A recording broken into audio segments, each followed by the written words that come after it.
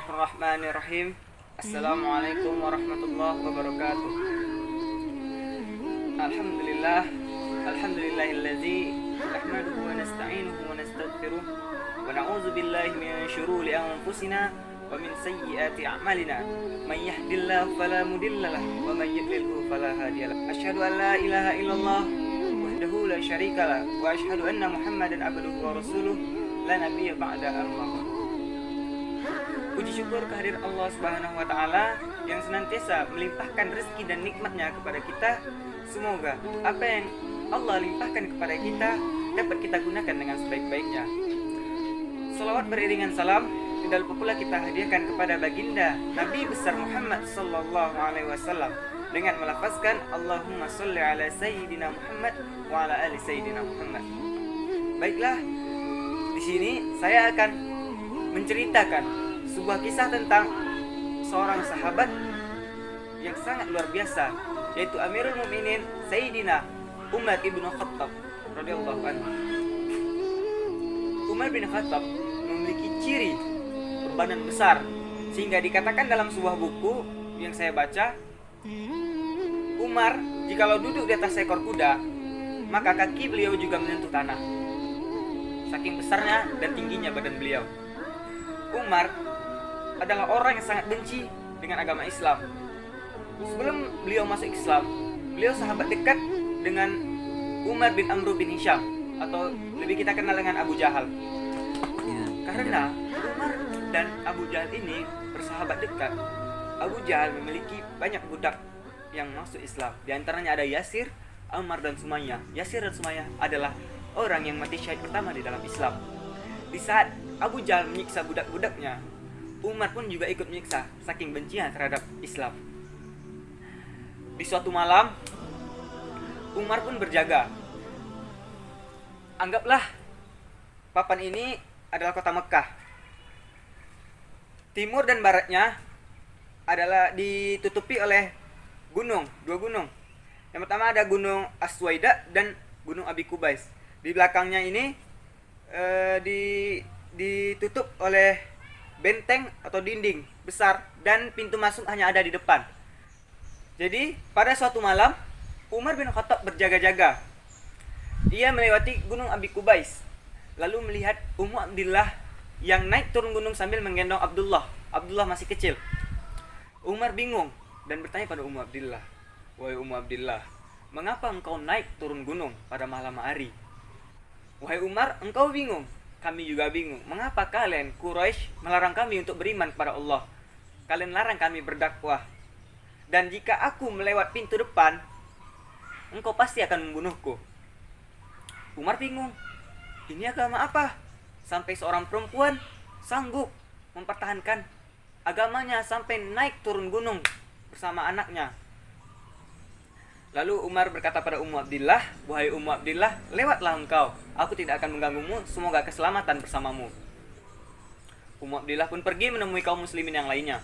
Singkat cerita, pada suatu hari Umar pun keluar untuk menemui Muhammad yang membawa pedang akan membunuh Nabi Muhammad. Di pertengahan jalan, ia bertemu oleh seorang muslim yang menyembunyikan keislamannya. Lalu seorang muslim ini bertanya pada Umar, "Wahai Umar, engkau mau kemana?" Umar pun menjawab, "Aku ingin menemui Muhammad, aku akan membunuhnya," kata Umar.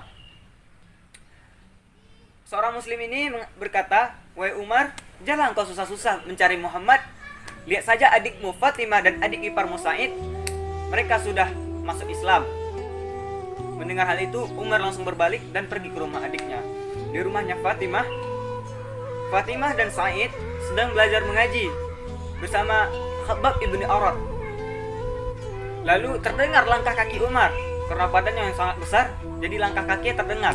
Lalu Fatimah menyembunyikan Al-Quran dan Khabbab dibawa ke kamar untuk disembunyikan oleh Sa'id.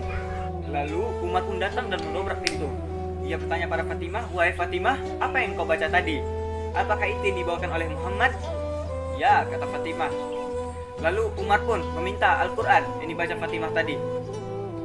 Fatimah tidak memberikannya. Fatimah bilang, "Engkau najis. Jika engkau mau, mandilah engkau dulu." Umar pun marah, menampar Fatimah. Jatuh Fatimah, berdarah bibirnya. Lalu Sa'id sang suami ingin membela, tapi Umar besar. Lalu Umar juga menampar Sa'id, jatuh. Lalu Umar pun semakin heran, ini agama apa sampai adik perempuannya juga berani melawan padanya. Lalu Umar pun meminta kembali Al-Quran. Fatimah juga berkata demikian, engkau najis, jika engkau mau mandilah engkau dulu. Lalu Umar pun mandi. Setelah mandi, baru Fatimah memberikan Al-Quran pada beliau. Lalu beliau pun membaca surat Toha. Lalu Umar pun tersentuh hati beliau. Lalu Umar meminta untuk ditunjukkan di manakah Muhammad berada.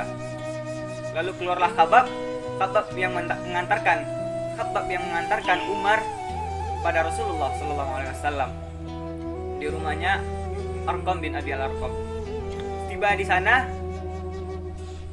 kaum muslimin yang lainnya kaget dengan kedatangan Umar. Lalu dibukakanlah pintu oleh Nabi Muhammad. Lalu dipegang pundaknya oleh Nabi dan digoncang dengan sekuat-kuatnya. Ya Ibnu Khattab, belum tibakah saatnya engkau tunduk pada Allah dan Rasulnya? Umar pun diam. Lalu digoncang sekali lagi. Wahai Ibnu Khattab, belum tibakah saatnya engkau tunduk pada Allah dan Rasulnya? Umar pun jatuh berlutut depan Nabi. Lalu digoncang untuk yang ketiga kalinya. Wahai Ibnu Khattab, belum tibakah saatnya engkau tunduk pada Allah dan Rasulnya? Lalu Umar pun bersyahadat, asyhadu an la ilaha illallah wa anna Muhammadar Rasulullah. Satu Darul Arqam pun takbir, sehingga takbir mereka terdengar sampai depan Ka'bah oleh kaum Quraisy. Lalu Rasul pun mengatakan pada kaum muslimin yang berada di sana, bubarlah, nanti Quraisy membuat masalah kembali, kata Rasulullah. Dan setelah beliau masuk Islam, Umar pun diajarkan oleh Rasul tentang tauhid dan memperdalam lagi ilmu agamanya.